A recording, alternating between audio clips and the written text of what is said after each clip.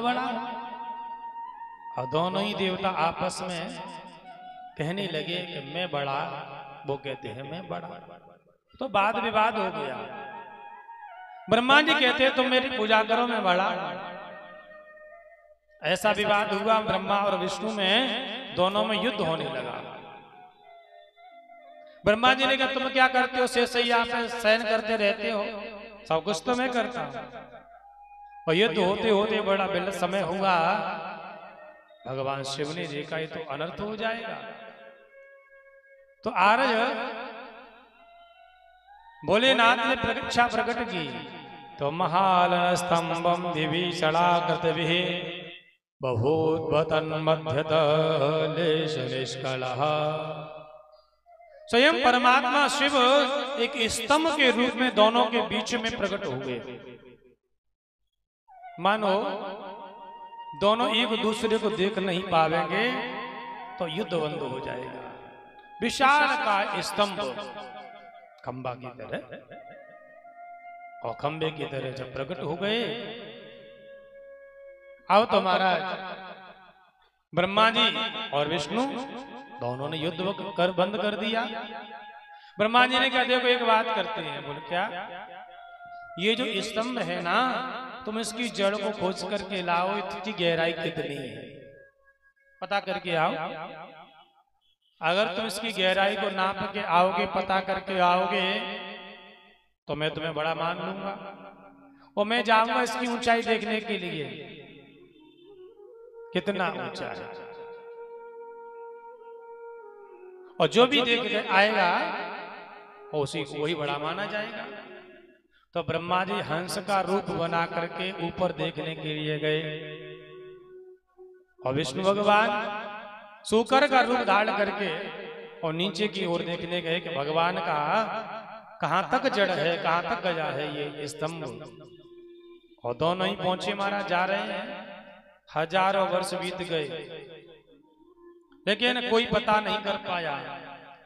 भगवान विष्णु तो हार करके थक करके और लौट करके चले आए। ब्रह्मा जी ने हमारा केतकी फूल को देखा। केतकी पुष्प से कहा भैया ये बताओ, ये जो स्तंभ है, जो शिवलिंग है, इसका कहां तक ऊंचाई है, उद्गम कहां है? केतकी ने कहा मुझे नहीं पता। बोले क्यों, तुम कैसे गिरे? बोले भगवान भोलेनाथ विराजमान थे और मैं उनके सिर पर चढ़ा हुआ था। भगवान ने लीला से की और लीला में ही मुझे हंसी आई तो मैं गिर गया। और जब से गिरा हूं तो गिराई जा रहा हूं, मुझे नहीं पता। हजारों वर्ष बीत गए और मैंने इसके उद्गम को नहीं देखा। ददर्श केतकी पुष्पम किंचित अच्युत मदहोतम।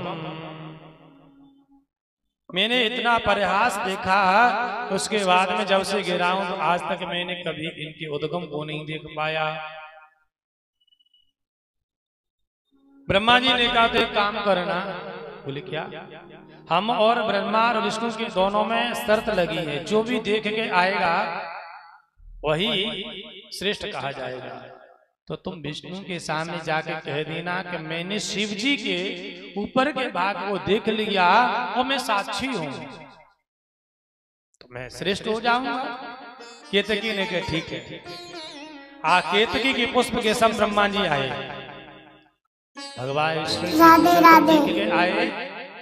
विष्णु भगवान ने कहा नहीं भैया हमें नहीं पता चला, कहां तक जड़ है। बोले मैं देख के आया हूं ऊपर का भाग कहां है। अच्छा और ये केतकी साक्षी है? केतकी साक्षी? बोले हाँ। अच्छा बताओ केतकी? वो नहीं ये देख के आए। आज झूठ बोला ब्रह्मा जी, असत्य संभाषण किया। और विष्णु से कहा देखो मैं श्रेष्ठ हूं, मेरी पूजा करो। भगवान विष्णु षोडशोपचार से ब्रह्मा जी का पूजन करने लगे। आज ब्रह्मा जी का ये बहुत बड़ा कपट देख करके भगवान भोलेनाथ से नहीं रहा गया। भूत बावन भोलानाथ परमात्मा स्वयं एक क्रोध के रूप में प्रकट हुए महाराज। भैरवाक्यम प्रभो मध्यान ब्रह्मदय जिगांसया। आज जैसे ही प्रकट हुए ना, ब्रह्मा जी के एक सिर को नष्ट कर दिया कि तुमने असत्य का पालन किया, असत्य बोला, भाषण किया है, तुम्हारे सिर को नष्ट करता हूं। और ब्रह्मा जी के एक सिर कट गया महाराज, थर थर कांपने लगे ब्रह्मा जी। भगवान विष्णु भी परेशान है कि ऐसा ना हो कि प्रलय हो जाए। और दोनों ही परेशान, बड़े परेशान, बड़े दुखी। आज जैसे सिर कटा, विष्णु भगवान भोलेनाथ की स्तुति करने लगे और स्तुति करते करते परमात्मा को प्रसन्न किया। भगवान से कहा देखो अब जो होना था सो हो गया, अब इनको अभय दान दे दे। ब्रह्मा जी चरणों में गिर गए, महाराज मुझसे भूल हो गई। बोले तुमने असत्य बोला, छल किया, द्वेष किया, ईर्ष्या की, ऐसा तो कभी नहीं करना चाहिए ना। आज ब्रह्मा जी का जो सिर कटा, कहा भैरव रूप धारण भोलेनाथ ने किया। संहार के देवता है भोलेनाथ महाराज। तम माने अंधकार को मिटाने वाले हैं, तमोगुणी स्वरूप में भगवान भोलेनाथ हैं। तमोगुण प्रधान है वहां, संहार के देवता। विष्णु भगवान ने जब पूजा की तो भगवान प्रसन्न हो गए और प्रसन्न चित्त के द्वारा आज सब कुछ समझ गए। ब्रह्मा जी का वैधान दिया, तुमने गलती की, आज के बाद ऐसा नहीं हो। और जो सिर से तुमने मुख से असत्य कहा वो सर अलग हो गया। और केतकी से जब देखा, वेरे केतक दुष्टत्वम सट दूर मितो ब्रजा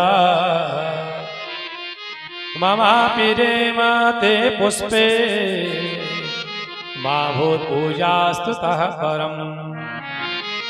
अरे केतकी, तू तो बहुत बड़ा दुष्ट है, बड़ा सट है। तूने इस बात की साक्षी मान करके कहा कि मैंने देखा है कि ब्रह्मा जी ऊपर का भाग देख के आए। तू मेरे सिर से गिरा और आज तक पता नहीं कर पाया, कितने वर्ष बीत गए। केतकी पुष्प भगवान शिव को बड़ा प्रिय था। जब इसने असत्य का संग दिया, भगवान ने त्याग दिया कि आज के बाद मेरी पूजा में कभी तो गिराई नहीं होगा, मेरी पूजा में कभी भी कहीं भी ग्राह्य नहीं हो सकता। इसीलिए आज तुम मुझसे अलग हो गया।